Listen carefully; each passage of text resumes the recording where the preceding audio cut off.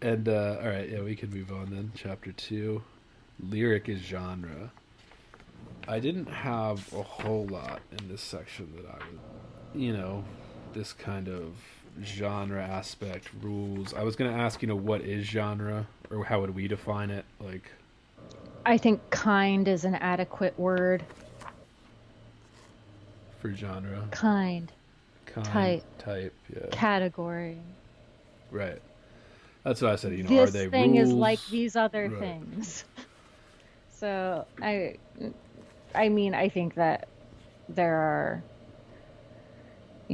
defined genres that we tend to keep using, keep changing, borrow from, mix with other genres. Yeah, and he grants that.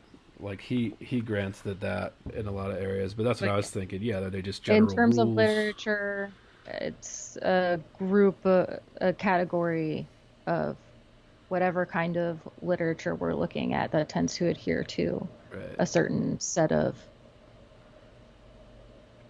I don't know, guidelines, Yeah, he says on page 42. tendencies. Yeah, and he said, and I agree with that. Like it is. I called it. It's bootstrapping, right? Like this is what genre is, a useful tool to talk about things that are difficult or like are messy or like we have to. It's like Well, a way of talking about things a little neater than just all over the place.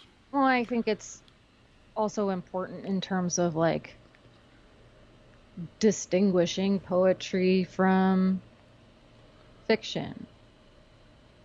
When you get into subgenres, that's when things tend to get a lot messier, I think, or into mixed genres. But even then, things tend to fall more one way or the other, at least according to public opinion.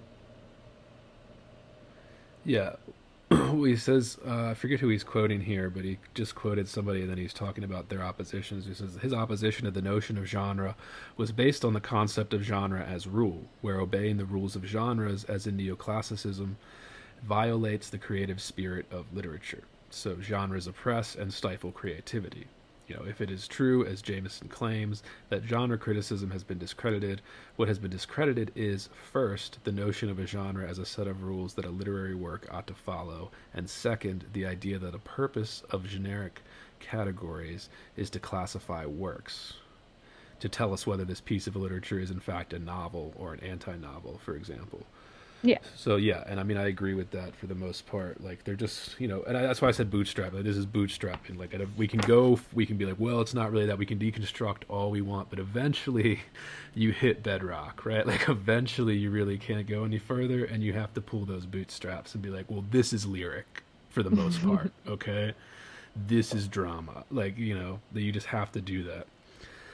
And this is where, and on page 44, he goes on. He says, the question of genre is largely a question of which categories are most useful, most likely to provide insight into the history of the literary tradition and the functioning of literature.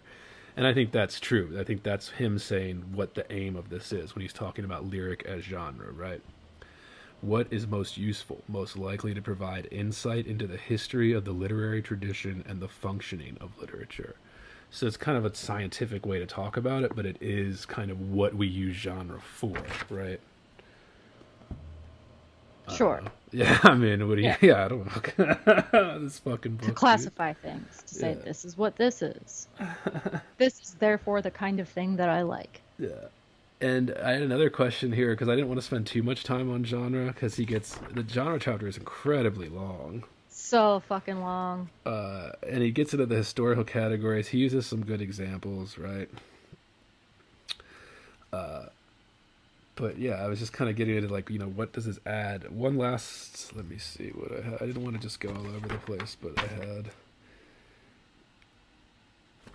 He uses this example of detective fiction, which is an easy thing for people Yeah. to understand, right? So on page 47 there, in the middle of that big paragraph, as a genre, detective fiction is both a historical tradition, though always being reconceived or reconstructed, and at certain times a functional, constitutive category for writers who set out to write a detective story. He says, albeit one that may tweak or parody the conventions of the genre, and for readers who read a text as a detective story and may be gratified or disappointed by the way in which a given text relates to the genre. The fact that one may read a given text as an autobiography or as a novel indicates that there are historical traditions with which the work may be allied and categories that are constitutive for reading and writing within a given cultural situation. So, complicated way of saying that, like, genres just make it easier for us to recognize for readers and writers, right? And it's usually some type of engaging with convention, tradition, what he would call the ritualistic aspect Yeah, of the like it's genre. helpful to know if you're reading nonfiction or Yeah, dude. creative, Is this a like nonfiction book? historical fiction, you know? Yeah, dude, people thinking these Stephen King books are real or whatever. They're like, Yeah. well, I thought it was nonfiction. Yeah, that's an obvious example, but yeah, that's like a It is also complicated way. sometimes apparently unhelpful to know if you are reading nonfiction or poetry. That's another problem for another day.